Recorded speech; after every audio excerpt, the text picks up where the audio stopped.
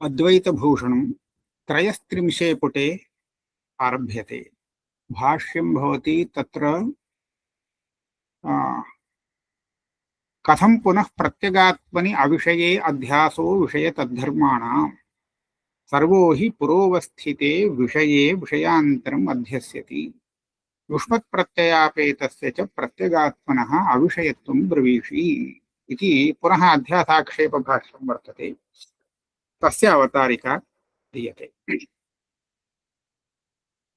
नन्वेवमपि अविषये प्रत्यगात्मनि कथम् अनात्माध्यासः शुक्तिरूप्यादौ अध्यासव्यापकत्वेन अवगतस्य अधिष्ठान अध्यस्यमानयोः एकज्ञानविषयत्वस्य अभावात्। एवम् आक्षेपः अत्र आगच्छति।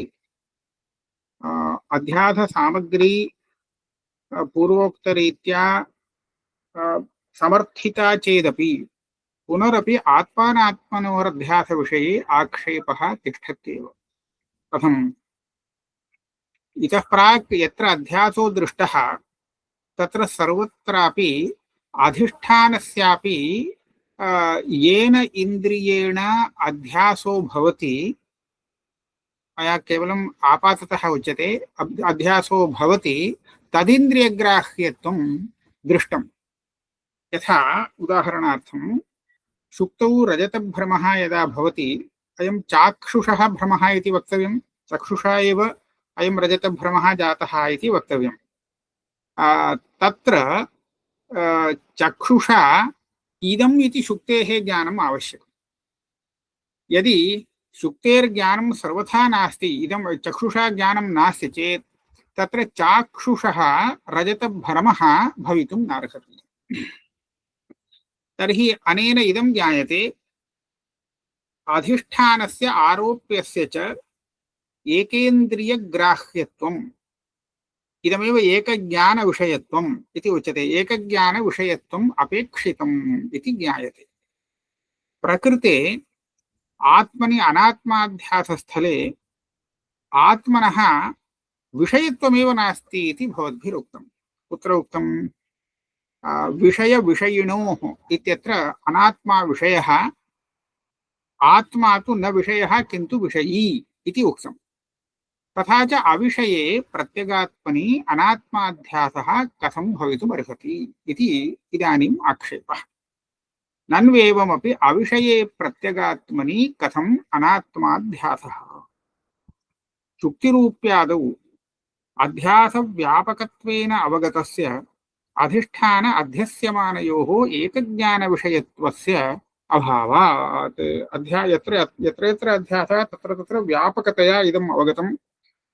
किम्? अधिष्ठान अध्यस्यमानयोः एकज्ञानविषयत्वं नाम एकविधज्ञानविषयत्वम् इति स्वीकर्तुं शक्यते।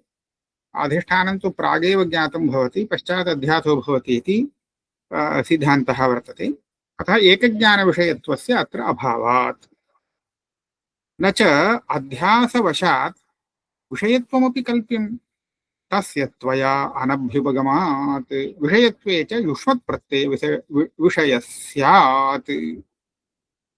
इदानीं प्रश्नः, आत्मनः अपि अध्याससमर्थनार्थं विषयत्वं स्वीक्रियताम्। तदर्थम्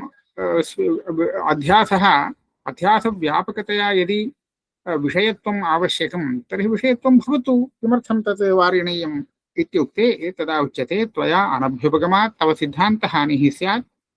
तावदेव न विषयत्वे युष्मत्प्रत्ययविषयः स्यात्। आत्मा इति यः वर्तते सः विषयः भवति चेत् तदा विषयी अन्यः भवेत्। तदा विषयी आत्मा विषयभूतस्तु अनात्मा स्यात्। एवं च प्रत्यगात्मनैव अनात्मत्वं स्यादिति विरोधः। तदभावान् न अध्याससम्भवः इति चेत्, एवञ्च आत्मनः विषयत्वाभावात् आत्मनि अनात्माध्यासः न सम्भवति। इतः प्राक् एतादृश आक्षेपः न कृतः आसीत्। इदानीमेव अयम् आक्षेपः उत्थाप्यते। इदानीम् अस्य समाधानभाष्यं वर्तते। न तावदयम् एकान्तेन अविषयः अस्मत्प्रत्ययविषयत्वात् इति। न तावदयम् एकान्तेन अविषयः इति भाष्यप्रतीकधारणमिदम् सर्वतो विप्रसृतस्यापि चैतन्यस्य स्वाध्यस्ते तैजसे अहंकाराख्ये अस्मत्प्रत्यये विशेषाभिव्यक्त्या विषयत्वोपपत्तेः। विषयत्वं कथम् इति आरोपितं विषयत्वम् आत्मनि संभवति इति उपपाद्यते अत्र। तत् कथम्? सर्वतो विप्रसृतस्य चैतन्यस्य, चैतन्यं व्यापकं सर्वत्रापि प्रसृतं वर्तते। तस्मिन् चैतन्ये अध्यस्तः भवति अहङ्कारः। अहङ्कारः नाम अन्तःकरणम्। तस्मिन् तच्च अन्तःकरणं तैजसम् इति उच्यते। वस्तुतः पञ्चभूतकार्यमपि तत् वृत्त्यादिरूपेण बहिर्निष्क्रमणानुरोधेन तैजसम् इति उच्यते। तेजसः एव प्रभाकारेण दूरदेशगमनादिकं दृश्यते इति कृत्वा तैजसम् इति, तैजसमपि भवति, तैजसमेव इति न, पञ्चभूतकार्यम् अन्तःकरणम्। तर्हि तस्मिन् अन्तःकरणे अहङ्काराख्ये, अयमेव अत्र अस्मत्प्रत्ययशब्देन विवक्षितः, तत्र विशेषाभिव्यक्त्या विषयत्वोपपत्तेः। सर्वत्र व्यापकमस्ति चैतन्यं, व्याप्तमस्ति। तस्य चैतन्यस्य अभिव्यक्तिस्तु अन्तःकरणे भवति। अन्तःकरणे यदा विशेषाभिव्यक्तिर्जाता तदा चैतन्यस्य विषयत्वमपि आगतम् अध्यासवशादेव। तत्र दृष्टान्तः उच्यते सवितृप्रकाशस्येव सर्वगतस्य सूर्यकान्तादौ। सवितृप्रकाशः सर्वत्र व्याप्तः वर्तते, परन्तु यदा सूर्यकान्तमणिद्वारा बहिर्निर्गच्छति तदानीं तु तस्य दाहकत्वादिकं कार्यविशेषः अनुभूयते। न च अन्योन्याश्रयः। अन्योन्याश्रयशङ्का इदानीं कथं भवति इत्युक्ते चैतन्यस्य विषयत्वे सिद्धे तस्मिन् अन्तःकरणाध्यासः अहङ्काराध्यासः, अहङ्काराध्यासे सिद्धे चैतन्यस्य विषयत्वं, विषयत्वे सिद्धे अहङ्काराध्यासः इति पुनः पुनः तयोः परस्परम् अपेक्षा वर्तते इति कृत्वा अन्योन्याश्रयः इति शङ्का। समाधानमुच्यते पूर्वपूर्व अध्यास सिद्धविषयभावे उत्तरोत्तरोऽध्यासोपपत्तेः, उत्तरोत्तर अध्यासोपपत्तेः बीजाङ्कुरवत् अनादित्वात्। नैसर्गिकोऽयं लोकव्यवहारः इति प्रागेव उक्तम्।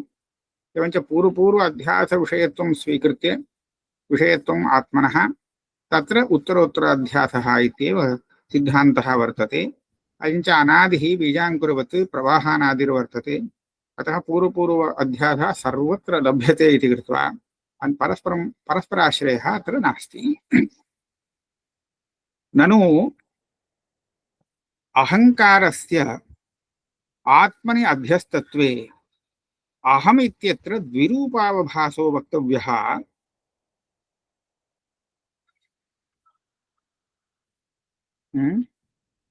इदं भोः रजतमिति वत् वा?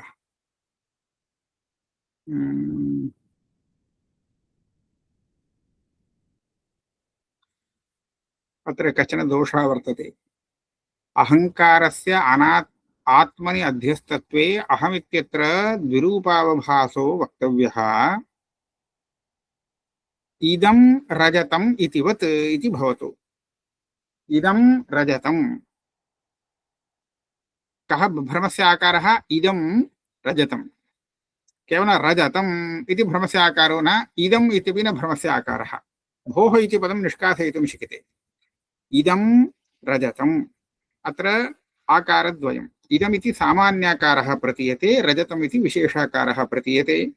इदमिति अधिष्ठानांशः प्रतीयते, रजतमिति आरोपितांशः प्रतीयते इति स्थितिः वर्तते। तर्हि अहम् इति अध्यासश्चेत् अत्रापि अंशद्वयम् एवं निरूपणीयं किल इति शङ्का। तदा उच्यते द्विरूपावभासो वक्तव्यः इदं रजतम् इतिवत् तदभावान्नाध्यासः इति चेत् न।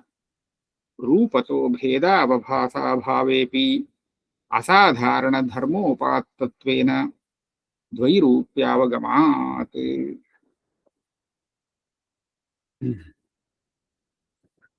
स्वरूपतः रूपभेदः यद्यपि स्पष्टः नास्ति, भेदावभासो नास्ति, परन्तु रूपभेदस्तु वर्तते इति अवगम्यते। अध्यास आरोप्ययोः एकं रूपं कदापि न भवति। अतः आरोपितस्य किञ्चित् रूपम् अधिष्ठानस्य अपरं रूपम् इति द्वैरूप्यम् अध्यासस्थले भवत्येव। तन्न वारयितुं शक्यते। तर्हि अहम् इति अध्यासे तन्न भाति इत्युक्ते आलोचने सति भाति, आलोचनाभावे सामान्यतः न भासते, तावदेव वक्तव्यम्। नास्ति इति तु न वक्तुं शक्यते। रूपतो भेदावभासा भावेपि असाधारणधर्मोपात्तत्वेन द्वैरूप्यावगमात्। तत्र कश्चन क्लेशः वर्तते इति भाति। असाधारणधर्मोपात्तत्वेन पाठान्तरमस्ति वा इति चिन्तनीयम्। दृष्टान्तः अग्रे समीचीनः भवति। यथा अयो दहतीत्यत्र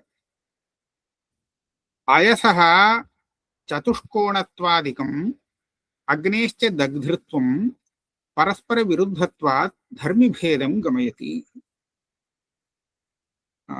एवम् अहम् उपलभे इति प्रकाशस्वभाव उपलब्ध्याश्रयत्वं तैजसस्य अन्तःकरणस्य अनुपपन्नम् आत्मनो धर्मः।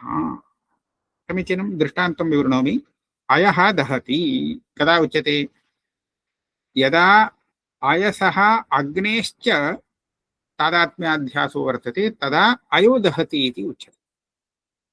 परन्तु अत्र आकारद्वयं कथमस्ति? अग्नेः आकारः न दृश्यते तदानीं।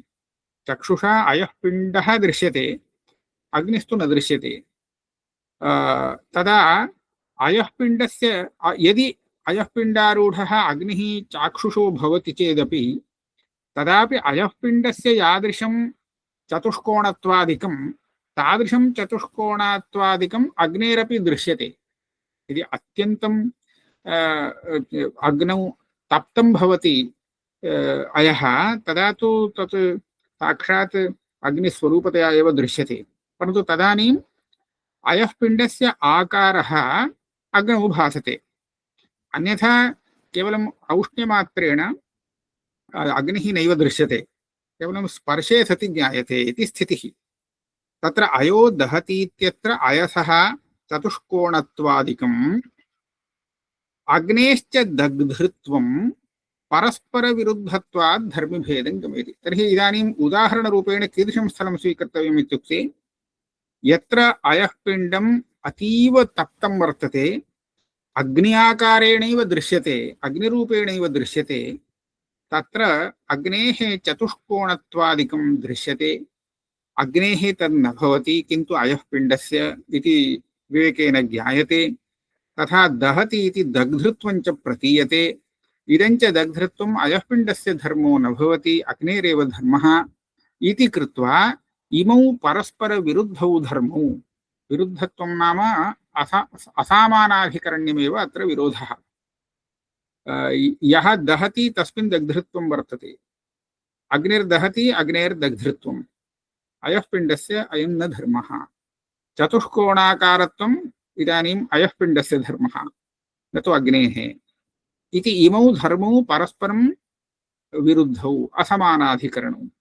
अत एव एकत्र प्रतीयमानौ इमौ धर्मौ दग्धुः अयः पिण्डस्य च भेदं ज्ञापयतः धर्मिभेदं गमयति। इदं द्वयमपि धर्मिभेदः न प्रतीयते। अयः पिण्डो दहति इत्येव प्रतीयते। अयः पिण्ड एव कः दग्धः? अत्र दग्धत्वेन किं प्रतीयते? अयः पिण्डः एव प्रतीयते इत्येव वाच्यं। परन्तु अयः पिण्डः इति एकेन रूपेण निर्दिश्यमानोऽपि सः एकः न, वस्तुतः पदार्थद्वयात्मकः वर्तते, यतः तस्मिन् धर्मद्वयं विरुद्धं प्रतीयते। अस्तु, तद्वदेव अहम् उपलभे इति प्रतीतिं पश्यामः। अत्र उपलब्धृत्वं कस्य भवति? आत्मनः धर्मः। अहम् इति पूर्वोक्तरीत्या सः अनात्मा अनात्मा भवति। एवञ्च उपलब्ध्याश्रयत्वेन आत्मनः तदन्यस्य च अहङ्कारस्य अत्र भेदावभासः तथा स्वरूपतः नास्ति चेदपि विरुद्धधर्माश्रयत्वेन धर्मिद्वयं तत्र अस्ति इति अस्माभिरवगम्यते। एवम् अहम् उपलभे इति प्रकाशस्वभावोपलब्धि आश्रयत्वं तैजसस्य अन्तःकरणस्य अनुपपन्नम् आत्मनः धर्मः इति वक्तव्यम्। तैजसम् अन्तःकरणम् इत्युक्ते जडं, तत्र उपलब्ध्याश्रयत्वं तु नैव वक्तुं शक्यते। तस्यैव अद्वितीयस्य धर्मिभावोपपादक परिणामाश्रयत्वम् आत्मनि अनुपपन्नम् अन्तःकरणस्य। किं इदं तस्यैव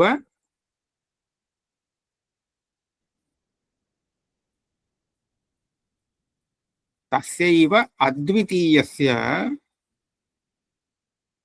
धर्मिभावोपपादक परिणामाश्रयत्वम् आत्मनि अनुपपन्नं सत् अन्तःकरणस्य भवति इति पूरणीयम्। इत्युक्ते इदानीं किञ्चित् परिमाणम् आत्मनः प्रतीयते खलु, अहम् अस्मै वा अत्रैवास्मि इत्यादिना। तद्यत् परिमाणम् इति स्यात् इति भाति, अथवा परिणामाश्रयत्वम् इत्यपि वक्तुं शक्यते। वृत्त्यादिरूपेण परिणामः अस्ति। धर्मिभाव उपपादक परिणामाश्रयत्वं समीचीनं। ज्ञानम् इति यदा उच्यते तदा वृत्तिः अस्ति खलु, अन्तःकरणवृत्तिः। तादृश अन्तःकरणवृत्त्याश्रयत्वं कुत्र अस्ति? आत्मनि नास्ति, तत्तु अन्तःकरणे वर्तते। तस्मात् परिणामाश्रयत्वम् आत्मनि अनुपपन्नम् इति कृत्वा अन्तःकरणस्य धर्मः सः भवति। एवञ्च प्रकाशात्मकं चैतन्यं वृत्तिरूपः परिणामः इति धर्मद्वयम् अत्र प्रतीयते। इमौ धर्मौ परस्परम् असमानाधिकरणौ, यतः प्रकाशरूपचैतन्याश्रयत्वम् अन्तःकरणस्य न सम्भवति जडत्वात्, वृत्तिरूपपरिणामाश्रयत्वम् आत्मनः न सम्भवति अपरिणामित्वात्। अतः वृत्तिरूपेण परिणामः चैतन्यञ्च इदं द्वयमपि उपलभ्यमानम्। अहम् उपलभे इत्यत्र अहं पदार्थे धर्मिद्वयं संसृष्टमस्ति इति ज्ञापयति। तथा अन्यदपि एकमुच्यते। तथा परमप्रेमास्पदत्वेन सुखरूपस्य आत्मनः दुःखत्वम् अनुपपद्यमानं धर्म्यन्तरं गमयति। कदाचित् दुःखमपि अस्माभिरनुभूयते खलु, मयि दुःखमस्ति इति। तर्हि अहङ्कारे तदानीं दुःखमस्ति, नाम अन्तःकरणे दुःखरूपपरिणामः तदानीम् अस्ति। अथ च तस्य उपलम्भः आत्मनि भवति। आत्मा तु इदानीं सुखरूपः, तस्मिन् दुःखत्वं नैव सम्भवति। अतः उपलब्धिस्वरूपे आत्मनि दुःखम् अन्तःकरणगतम् अध्यस्तम् इत्येतावदेव अत्र वक्तव्यमस्ति।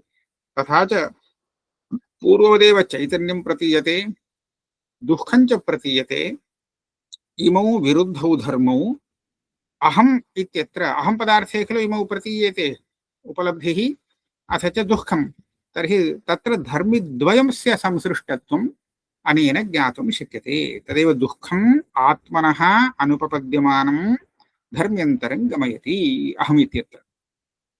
प्रमातृ प्रमाण विषय फलेषु अनुस्यूत चिद्रूपम् अहम् अनुस्यूतं चिद्रूपम् इति स्यात्। अहम् इति व्यावृत्तरूपञ्च। इतोपि भेदः ज्ञायते। अत्र चैतन्यं यदस्ति तत् प्रमातरि प्रमाणे विषये फले सर्वत्र अनुस्यूतं वर्तते, सर्वत्र चैतन्यस्य अभिव्यक्तिरस्ति। परन्तु अत्र प्रमाता एव अहम् इति भवति, प्रमाणं वा विषयो वा फलं वा अहम् इति न प्रतीयते। तस्मात् अहं पदार्थः व्यावृत्तः, विषयादिभ्यो प्रमाणादिभ्यो व्यावृत्तः। चैतन्यं तु सर्वत्र अनुस्यूतमस्ति। तेन चैतन्यस्य अहं पदार्थस्य च भेदो ज्ञायते। तथा कामादिरूपेण परिणामि रूपम् अन्तःकरणम् इति योजनीयम्। तद् आगमापाय दृष्टरूपञ्च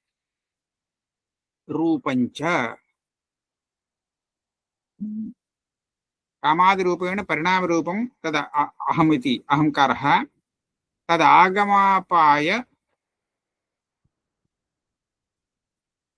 द्रष्टृरूपञ्च इति स्यात् कदाचित् दृष्टिरूपञ्च इति वा स्यात्। दृष्टिरूपञ्च आत्मस्वरूपं किं वक्तव्यमस्ति द्वौ धर्मौ परस्परम् असमानाधिकरणौ एकत्र प्रतीयेते इति वक्तव्यम्। तर्हि कामः यदा अन्तःकरणे जायते तदा अहम् इच्छामि इति प्रतीयते।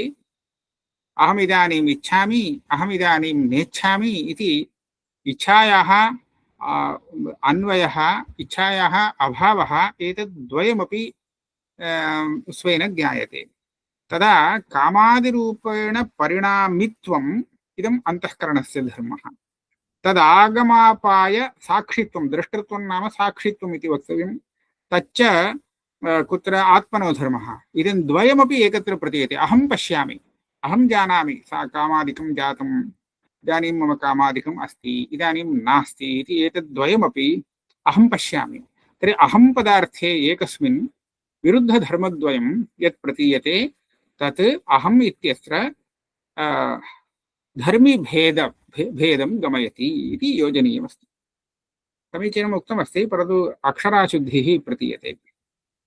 तदागमापाय द्रष्टृरूपञ्च इति स्यात्। एवं सर्वानुभवसिद्धे द्विरूपावभासे तदभावाभिधानं साहसमात्रम्। एवञ्च अहम् इत्यत्र द्वैरूप्यावभासः उक्तरीत्या अनुभवसिद्धः प्रमाणसिद्धो वर्तते। तथा च अहमिति द्वैरूप्यं नैव भासते इति कथनम् अविचारितरमणीयं साहसमात्रम्। ननु अयसः अन्यत्र वह्नेर्दग्धृत्वदर्शनात् केवलस्य अयसः तददर्शनात् तत्र तथा अस्तु। अत्र तु अहं व्यतिरेकेण आत्मनः केवलस्य उपलब्धृत्व अदर्शनात् अहमः एव उपलब्धृत्वम् आत्मत्वं च संविदाश्रयस्य आत्मत्वप्रसिद्धेः। इदानीम् अन्यः आक्षेपः दृष्टान्तापेक्षया दार्ष्टान्तिके वैषम्यमस्ति। भवद्भिः किमुक्तम् अयो दहति इत्यत्र धर्मद्वयं प्रतीयते असमानाधिकरणं किं तत् चतुष्कोणत्वादिकं दग्धृत्वम् इत्यादिकं वर्तते। एवं इदं द्वयमस्ति। इदं द्वयं यदा प्रतीयते तदा चतुष्कोणत्वादिकं तु अयसो धर्मः दग्धृत्वम् अग्नेर्धर्मः द्वयम् एकत्र प्रतीयते। तेन अयः दहति इत्यत्र धर्मिद्वयमस्ति इति प्रतीयते। तद्वत् उपलब्धृत्वम् अथ च परिणामित्वम् इत्यादि विरुद्धधर्माः अहं पदार्थे प्रतीयन्ते। तस्मात् अहं पदार्थेपि आत्मा अनात्मा इति अंशद्वयं धर्मिद्वयं मिश्रितं वर्तते इति उक्तम्। अत्र दृष्टान्तः समीचीनः दार्ष्टान्तिकस्तु असमीचीनः। समः नास्ति। कुतः समो नास्ति? अयसः अन्यत्रापि वह्निः काष्ठादौ दग्धृत्वेन अस्माभिरनुभूयते। अयः नास्ति काष्ठादौ वह्निः दग्धा भवति। अथ च अतप्तः अयः पिण्डः नैव दहति। एवञ्च केवले अयः पिण्डे दग्धृत्वं नास्ति इत्यनुभूयते तप्ते एव अनुभूयते। अयः पिण्डं विना दग्धृत्वेन अग्निः अन्यत्र काष्ठादौ दृश्यते। अतः अयोदहति इति व्यवहारे अग्नेः अयसश्च धर्मिद्वयस्य एकीकृत्य निर्देशः जातः इति तत् समीचीनम्। अत्र तु अहं व्यतिरेकेण आत्मनः केवलस्य उपलब्धृत्व अदर्शनात् अहम् उपलभे इत्येव उपलब्धृत्वं दृश्यते। अहं पदार्थं विना केवलम् आत्मनः उपलब्धृत्वं कुत्रापि न दृश्यते। तस्मात् अहं पदार्थापेक्षया आत्मा भिन्नः इत्येतदेव न वक्तुं शक्यते। तत्र अयः पिण्डापेक्षया दग्धा अग्निः अन्यः इति ज्ञातुम् अवकाशोऽस्ति।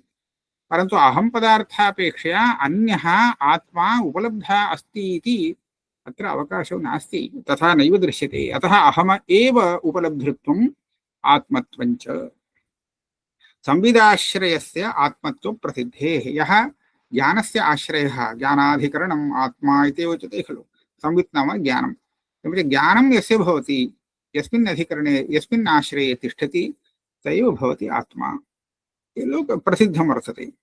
तस्य च अनिदं रूपत्वमेव, तस्य नाम अहं पदार्थस्य इदं रूपत्वं नाम अनात्मत्वं नास्ति। इदम् अनिदम् इति द्वेधा आत्मानात्मनोः अत्र व्यवहारः। युष्मद् अस्मत् प्रत्ययगोचरयोः इत्येव उक्तमासीत्। इदानीं युष्मत् प्रत्ययगोचरः इदम् इति प्रतीयते। अयं तु अस्मत् प्रत्ययगोचरः अनिदं रूपः। स्वप्रकाश संविदाश्रयत्वेन अपरोक्षतया विषयवत्, अपरोक्षतया अत्र किञ्चित् वाक्यं किञ्चित् पदं त्रुटितमिति अहं चिन्तयामि।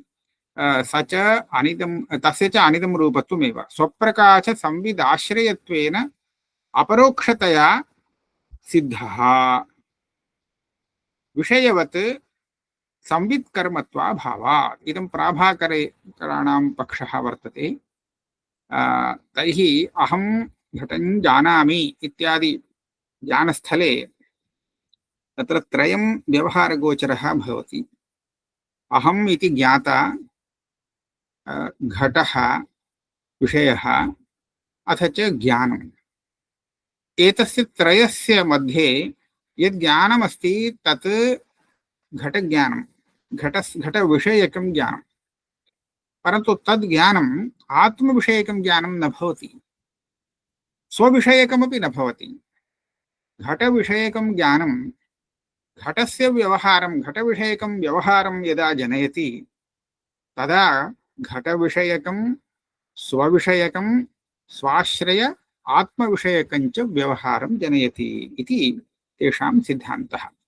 एवञ्च आत्मा स्वातन्त्र्येण न सिद्धः कुत्रापि, किन्तु संविदाश्रयतया सिद्धः। स तु संविद्विषयो न। प्राचीनप्राभाकरैः एवमेव उच्यते, तस्य विषयत्वं नाङ्गीक्रियते।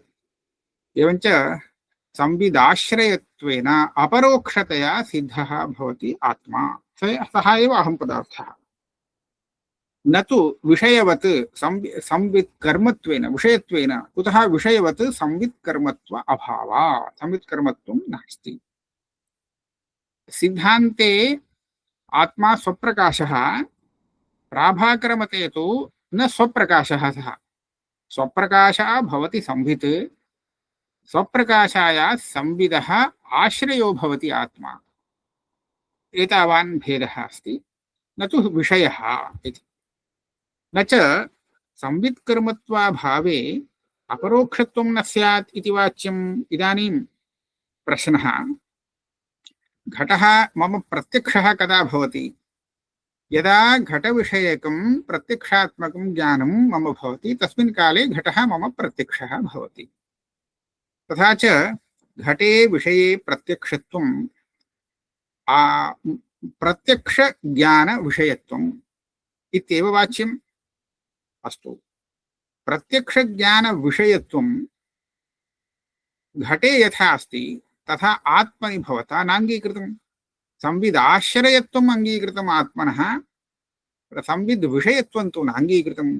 तर्हि आत्मनः अपरोक्षत्वं न स्यात् इति आशंका। न च संवित्कर्मत्वाभावे, ज्ञानं प्रति कर्मत्वम् आत्मनः नाङ्गीकृतं चेत् आत्मनः अपरोक्षत्वं न स्यात्। अपरोक्षत्वस्य संवित्कर्मत्वरूपत्वात् इति न च वाच्यम्।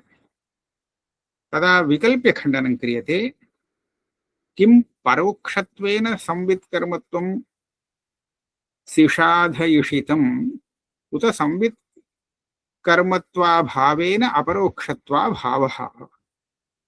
अपरोक्षत्वं न स्यात् इति आपादयता त्वया किम् आपाद्यते? यस्मात् आत्मा परोक्षः तस्मात् संवित्कर्म न भवेत् इत्येतद् आपाद्यते वा? संवित्कर्मत्वं नास्ति, संवित्कर्मत्वाभावे अपरोक्षत्वं न स्यात् इति वदतः कोऽभिप्रायः? अपरोक्षत्वं तु आत्मनः नास्ति, परोक्षत्वमेव अस्ति। अतः संवित्कर्मत्वम्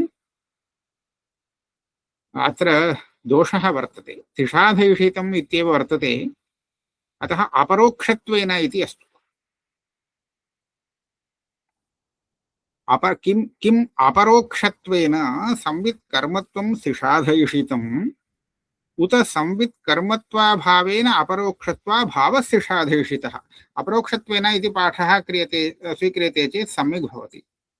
आत्मनः अपरोक्षत्वं वर्तते, यत्र अपरोक्षत्वं तत्र संवित्कर्मत्वं व्याप्तिः घटादौ दृष्टा, तस्मात् अपरोक्षत्वेन आत्मन्यपि संवित्कर्मत्वं मया साध्यते इति त्वया उच्यते वा? उत आत्मनः संवित्कर्मत्वं नास्ति, तस्मात् अपरोक्षत्वं नास्ति इति उच्यते वा? संवित्कर्मत्वाभावेन अपरोक्षत्वाभावः वा? निश्चितं तत्र अपरोक्षत्वेन इत्येव पाठः स्यात्, न आद्यः।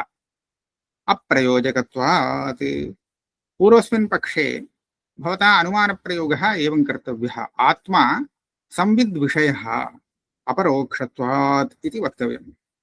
मया तत्र हेतुरस्तु घटवत् इति दृष्टान्तः, हेतुरस्तु साध्यं मास्तु इति अप्रयोजकत्वं शङ्का उच्यते चेत्, मया व्यभिचारशङ्का क्रियते चेत्, तादृशशङ्कावारकः अनुकूलतर्कः कोऽपि नास्ति, अतः अप्रयोजकत्वादिति उक्तम्। द्वितीये आत्मनः यस्मात् संवित्कर्मत्वं नास्ति तस्मात् अपरोक्षत्व अभावः साधयितुमिष्टः इति द्वितीयः।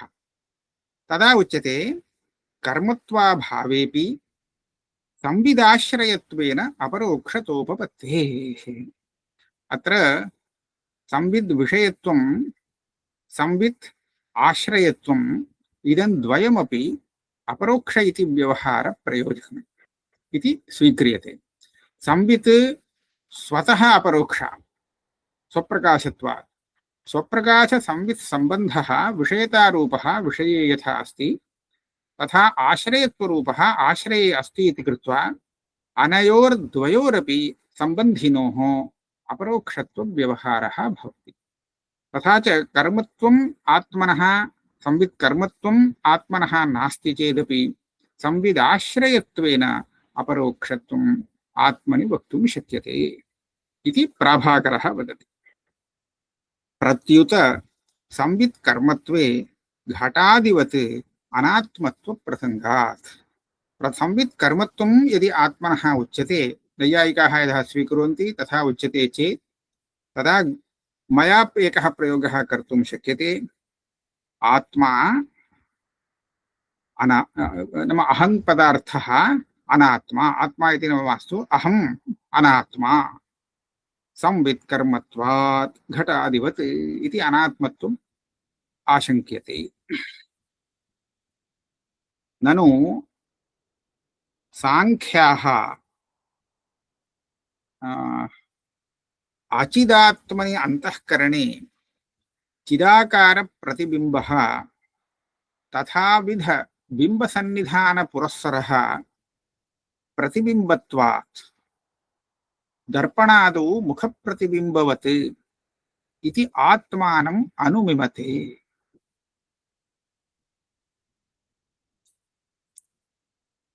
नैयायिकास्तु इच्छादीनां गुणत्वात् द्रव्याश्रितत्वे परिशेषात् आत्मसिद्धिः इति वर्णयन्ति।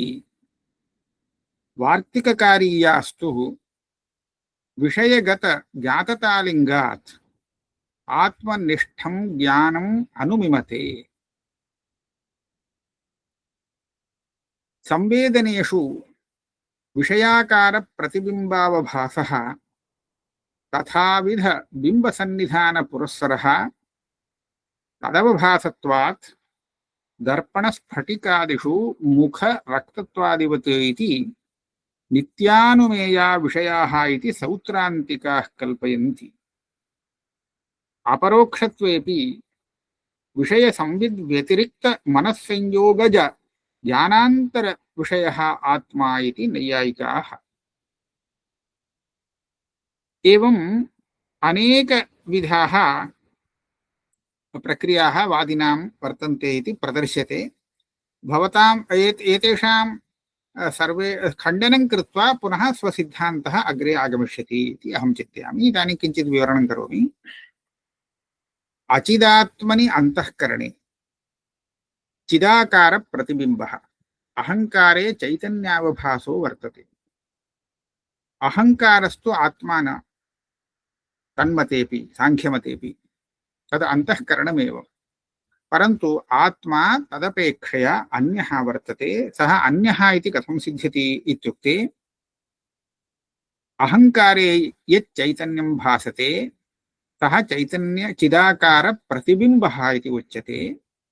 स च तथाविध चैतन्यात्मक बिम्बसन्निधानपुरःसरः प्रतिबिम्बत्वात्। दर्पणादौ मुखप्रतिबिम्बवत्। दर्पणे प्रतिबिम्बः तदा एव भवति यदा बिम्बः तस्य पुरतः तिष्ठति। एवञ्च दर्पणे प्रतिबिम्बावभासः बिम्बसन्निधानपुरःसरः इति दृष्टः। तद्वदेव अहङ्कारे प्रतिबिम्बावभासः चैतन्यसन्निधानपुरःसरः इति अनुमीयते। तेन चैतन्यं पृथक् अहङ्कारात् पृथक् अस्ति इति ते स्वीकुर्वन्ति। नैयायिकास्तु इच्छादीनां गुणत्वात् द्रव्याश्रितत्वे यो गुणः सः द्रव्याश्रितः। तर्हि इच्छाज्ञानादिगुणः कस्मिन् द्रव्ये आश्रितः इति विचारे अन्येषां द्रव्याणां पृथिव्यादीनां बाधात् अतिरिक्तम् एकं द्रव्यं तदाश्रयत्वेन सिद्ध्यति। तदेव आत्मा इति तैः स्वीक्रियते।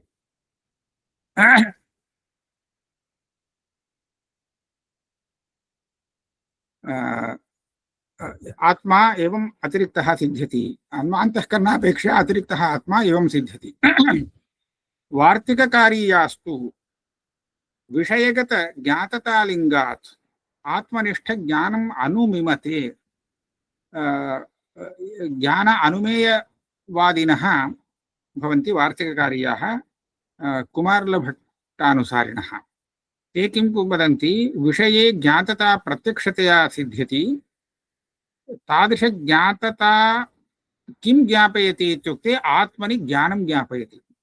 एवञ्च आत्मनिष्ठं ज्ञानं विषयस्य ज्ञाततया अनुमीयते तन्मते। तादृशज्ञानस्य आश्रयः आत्मा प्रत्यक्षः तैः स्वीक्रियते। संवेदनेषु इदं बौद्धानां मतं वर्तते। संवेदनेषु विषयाकारप्रतिबिम्बावभासः तथाविध बिम्बसन्निधानपुरःसरः। प्रायेण साङ्ख्यानुमानवत्, परन्तु कः भेदः इत्युक्ते साङ्ख्यस्य तु आत्मा अन्यः अस्ति, एतेषां तु संवेदनमेव आत्मा। विज्ञानवादिनाम् इदम् अनुमानम्। एवं विज्ञानवादिनाम् इत्युक्ते विज्ञानरूपः आत्मा इति येषां वादः, ते विज्ञानवादिनः मया विवक्षिताः। एवञ्च संवेदनेषु विषयाकारप्रतिबिम्बावभासः तथाविध बिम्बसन्निधानपुरःसरः तदवभासत्वात् दर्पणस्फटिकादिषु मुखरक्तत्वादिवत् इति नित्यानुमेयाः विषयाः इति सौत्रान्तिकाः कल्पयन्ति। अपरोक्षत्वेपि विषय संविद् व्यतिरिक्त मनस्संयोगज ज्ञानांतर विषयः आत्मा इति नैयायिकाः। विषयस्य ज्ञानम् अन्यत्, विषयज्ञानजन्यः यः सन्निकर्षः तदपेक्षया आत्मविषयकज्ञानार्थम् अन्यः सन्निकर्षः अपेक्षते। तेन च ज्ञानं भिन्नं जायते। चक्षुषा घटस्य ज्ञानमेव जायते। अहं घटं जानामि इति ज्ञानं तु अनुव्यवसायरूपं तत् मानसम् इति ते वर्णयन्ति। ज्ञानञ्च संयुक्तसमवायज ज्ञानान्तरविषयः। संयुक्तसमवायः तत्र सन्निकर्षः भवति आत्मनः मनसश्च। तादृशज्ञानान्तरस्य विषयः भवति ज्ञानम्। विज्ञानवादी तु ज्ञानस्यैव आकारो विषयः, स च संविदभिन्नत्वाद् अपरोक्षः इति वदति। एवञ्च विज्ञानवादः स एव तन्मते ज्ञानमेव आत्मा, ज्ञानस्य आकारः भाति, ज्ञानं स्वप्रकाशं, ज्ञानमेव आत्मा इति स्वीकरोति। अतः अपरोक्षः। कथम् एतेषु जाग्रत्सु ज्ञानं स्वप्रकाशतया अपरोक्षं ஆத்மா ததாசிரயத்வேன அபரோக்ஷः விஷயः संवित् कर्मतया अपरोक्षः इति इयं प्रक्रिया सिद्ध्यति इति प्राभाकराभिमता या प्रक्रिया उक्ता सा प्रक्रिया कथं निरूपयितुं शक्यते यतः वादिनाम् अत्र विप्रतिपत्तिः वर्तते खलु इति तदुपरि आक्षेपः आगतः अत्रोच्यते इति तत्समाधानम् अग्रिमपाठे भवति। इदानीं किञ्चित् लोकभाषया उच्यते कुत्र अस्माभिः पठनीयम् नन्वेवमपि अविषये प्रत्यगात्मने इत्यत्र आरब्धव्यम्। அதாவது ஆத்மா அனாத்மா இது ரெண்டுக்கும் வரக்கூடிய அந்த அத்தியாச விஷயம் இப்போ சாதிச்சாச்சு. ஏற்கனவே கேட்ட கேள்விகளுக்கெல்லாம் பதில் வந்து கொடுத்து, ஆனா இப்ப புதுசா ஒரு கேள்வி வருது. திருப்பி ஆக்ஷேபம் தான். ஆத்மாவில அனாத்மாவுக்கு அத்தியாசம் வர முடியாது.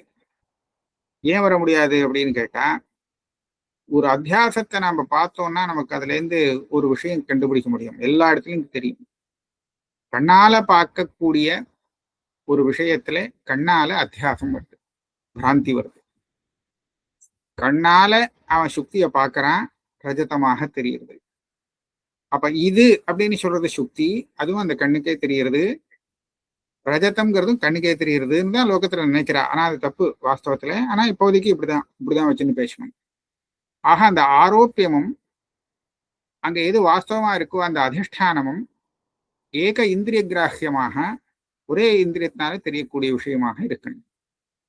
இப்ப ஆத்மா அனாத்மா விஷயத்துல அனாத்மா நமக்கு தெரியறது, நன்னாவே தெரியுது. ஆனா அந்த அனாத்மாவுக்கு அதிஷ்டானமாக ஆத்மாவை வச்சுட்டோமானால் தேகாதிகளுக்கு ஆத்மா கண்ணுக்கு தெரியக்கூடிய விஷயமா இல்லையே. அப்ப ஏகேந்திரிய கிராஹியமாக இல்லையே. அப்ப அப்பேற்பட்ட இன்னும் விஷயமே இல்லைன்னு நீங்க சொல்லிட்டு வரீர்கள் ஆத்மாவே. அது விஷயதானே தவிர இது விஷயமே கிடையாதுன்னு. அப்போ அதுல போய் எப்படி இந்த விஷயத்துக்கு அத்தியாசம் வர முடியும் அப்படின்னு ஒரு ஆக்ஷேபம். அப்போ ஒருத்தன் கேட்டான், ஆத்மாவில விஷயத்துவம் அப்படிங்கிறது இல்லை, வாஸ்தவத்துல இல்லை. ஆனா அத்தியாசத்தினால வரலாமே, விஷயத்துவமும் அத்தியஸ்தம் அப்படின்னு சொல்லப்படாதா? எதை வச்சு அத்தியஸ்தம்னு சொல்றேன்னா, அகங்காராத்தியாசம் வந்ததுன்னா ஆத்மாவில விஷயத்துவம் வந்துடும். அந்த அகங்காராத்தியாசம் வந்த ஆத்மாவில மற்ற ஆத்தியாசங்கள்லாம் வரலாமே அப்படின்னு கேட்கிறவனுடைய அபிப்பிராயம். அதுக்கு இந்த பூர்வபக்ஷி எப்படி கண்டிக்கிறான்னு சொன்னா, அகங்காராத்தியாசம் வரத்துக்கு முன்னையே அந்த ஆத்மாவில விஷயத்துவம் வேணுமே, அப்போதானே அகங்காராத்தியாசமே வர முடியும். இல்லைன்னா அந்யோன்யாசிரியம் வரும். அகங்காராத்தியாசம் வந்து ஆத்மாவுக்கு விஷயத்துவம் சித்திக்கும்.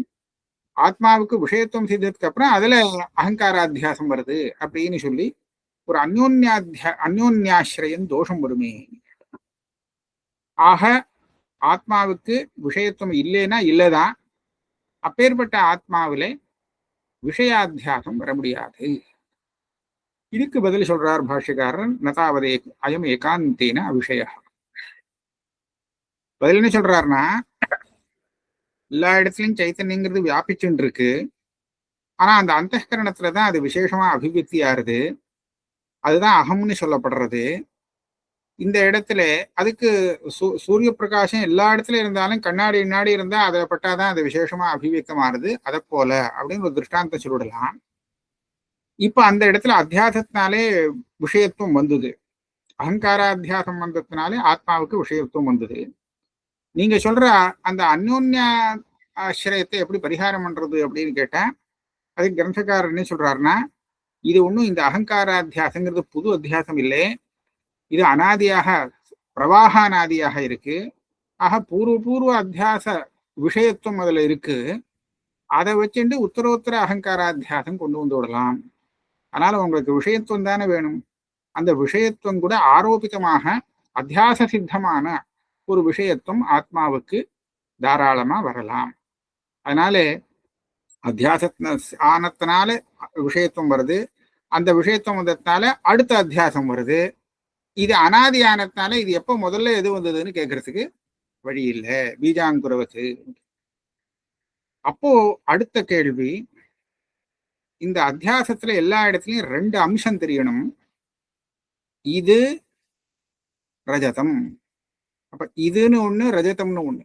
இதுங்கிறது அதிஷ்டான அம்சம், ரஜதம்ங்கிறது ஆரோப்பியாம்சம். ரெண்டு அம்சம் தெரியணுமே. அகம் அப்படிங்கிறத நீங்க அத்தியாசம்னு சொன்னால் அதுல ஒண்ணு அப்படி ரெண்டு அம்சம் தெரியலையே அப்படின்னு கேட்டோம். பதில் சொல்றாரு, விசாரிச்சு பார்த்தா இங்க ரெண்டு அம்சம் தெரியும்.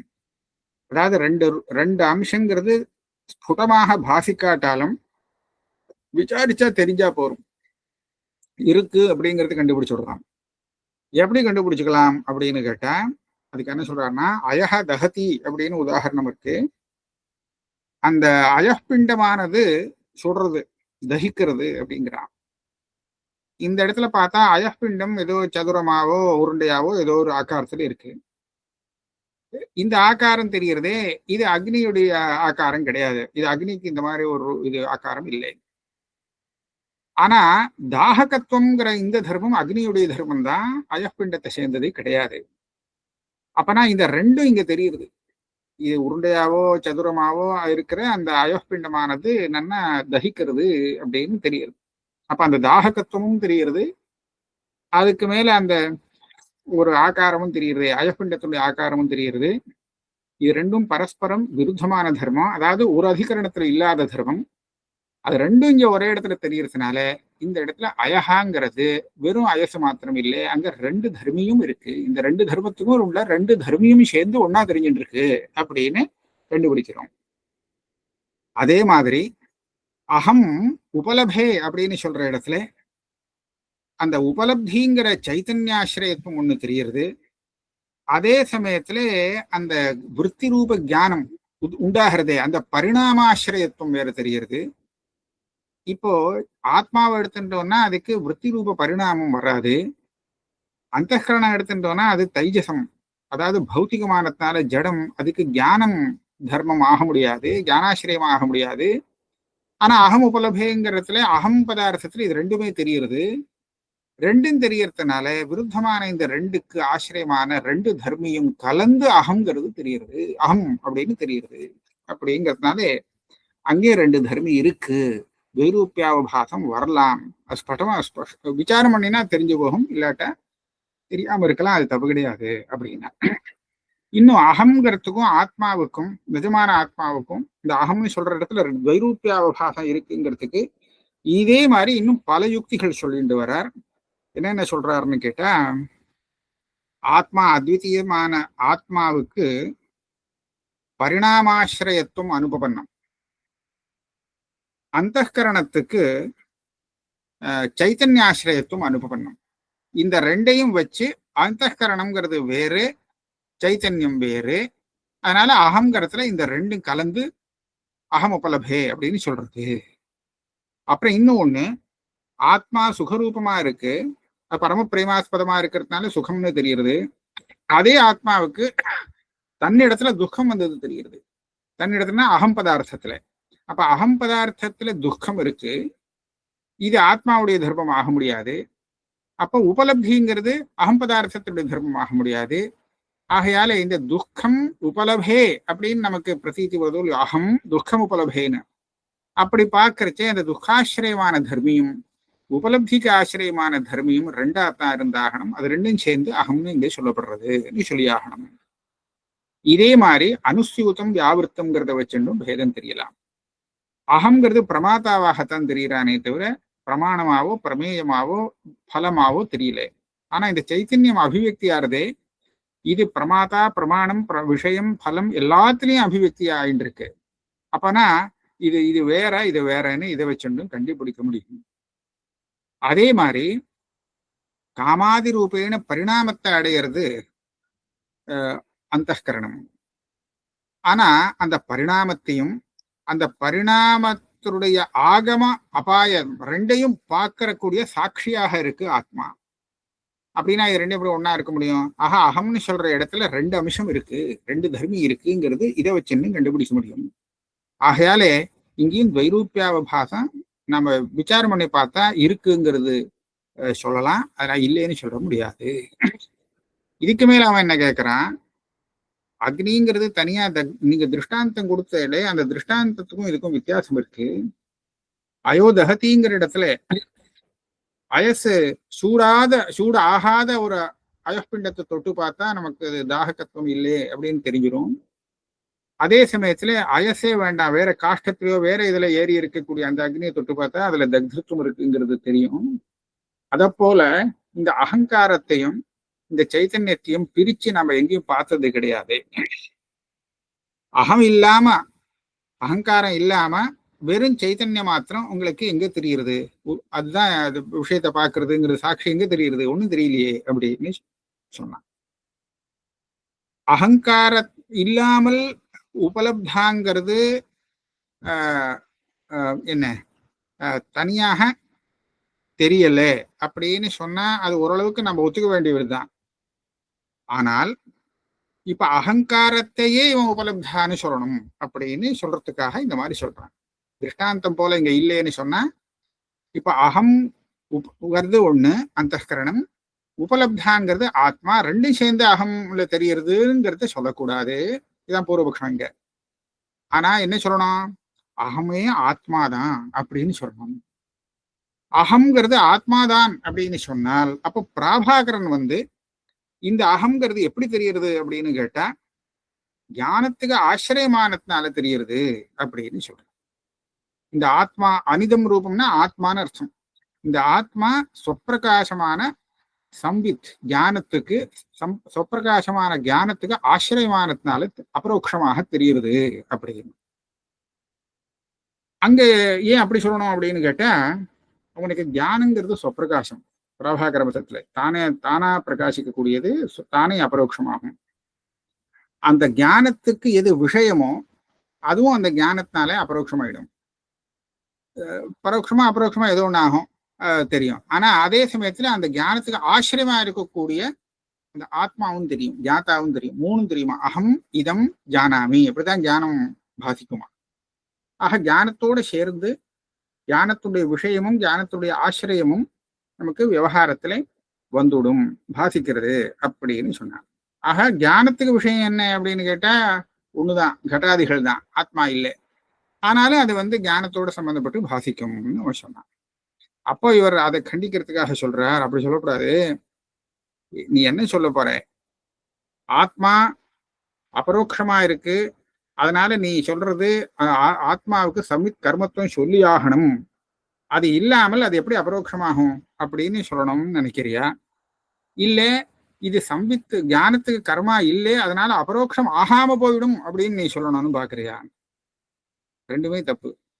ஏன் அப்படின்னு கேட்டா ஆத்மா அபரோக்ஷமா இருக்கு அதனால சம்பித் கர்மா இல்லை அப்படின்னு நீ அனுமானம் பண்ணினால் நீ எந்த ஹேத்து கொடுத்தியோ அபரோக்ஷத்வாருங்கிற ஹேத்து, அந்த ஹேத்து இந்த சாத்தியத்துக்கு வியாபியமா இருக்குங்கிறதுக்கு அனுகூல தர்க்கம் இல்லை, வியாப்தியை சொல்லக்கூடிய அனுகூல தர்க்கம் இல்லை.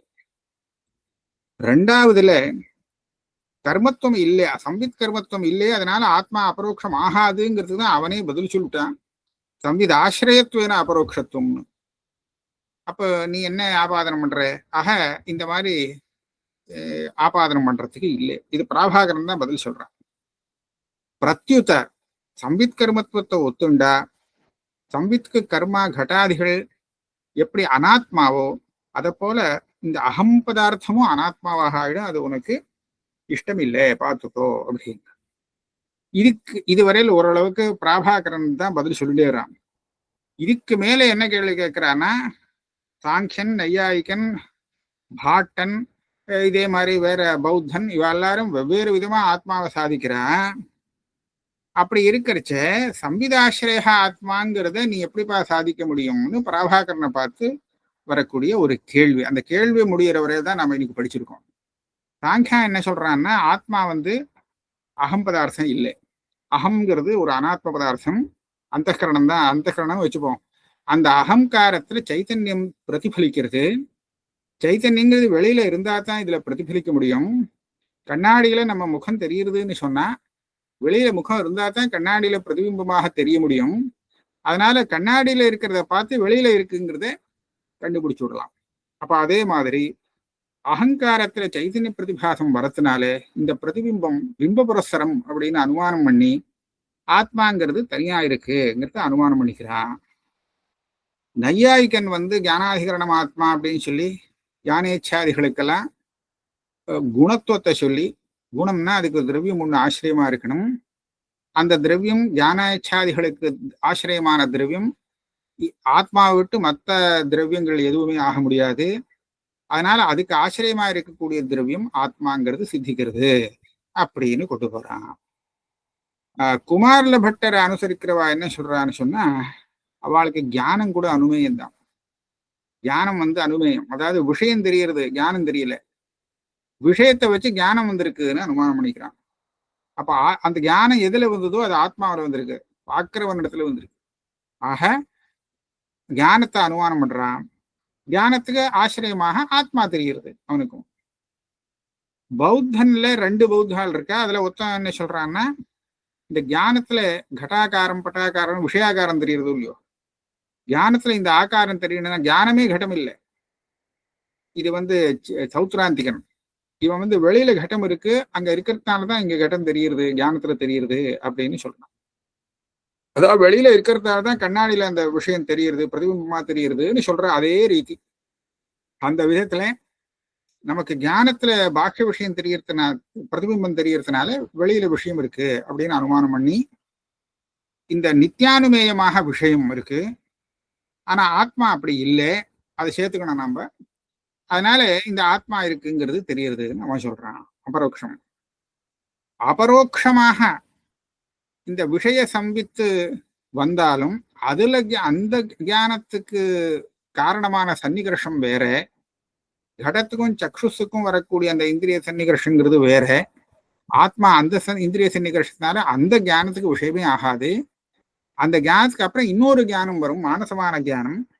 அந்த ஞானம் வேற ஒரு சன்னிகர்ஷம்னால வருது. அந்த அனுவிவசாயாத்மகமான ஞானத்துக்கு தான் ஆத்மா விஷயமா இருக்கு, அது பிரத்யட்சமாக இருக்கு அப்படின்னு நையாயிக்கன் சொல்லுவாங்க. அதாவது கடத்தை நான் பாக்குறேன்னா கண்ணால பாக்குறேன், ஆனா நான் கடத்தை பாக்குறேங்கிறது கண்ணால தெரியாது, அது மனசனால தெரியும். அது அனுவிவசாய வேத்தியம் ஞானம்னு சொல்லியிருக்காங்க. இதுதான் அங்கேயும் சொன்னார். விஞ்ஞானவாதி என்ன சொல்றான்னா, எனக்கு ஞானத்தை தவிர்த்து தனியா ஆத்மா கிடையாது, அதனால விஞ்ஞானம்ங்கிறது சொப்பிரகாசம்னு வச்சுட்டு இருக்கேன், விஷயம் எனக்கு தனியா கிடையாது, அந்த விஞ்ஞானமே தான் ஆத்மா. ஆக சம்வித் அபின்னமானதுனால அது அபரோக்ஷமா தெரியுது.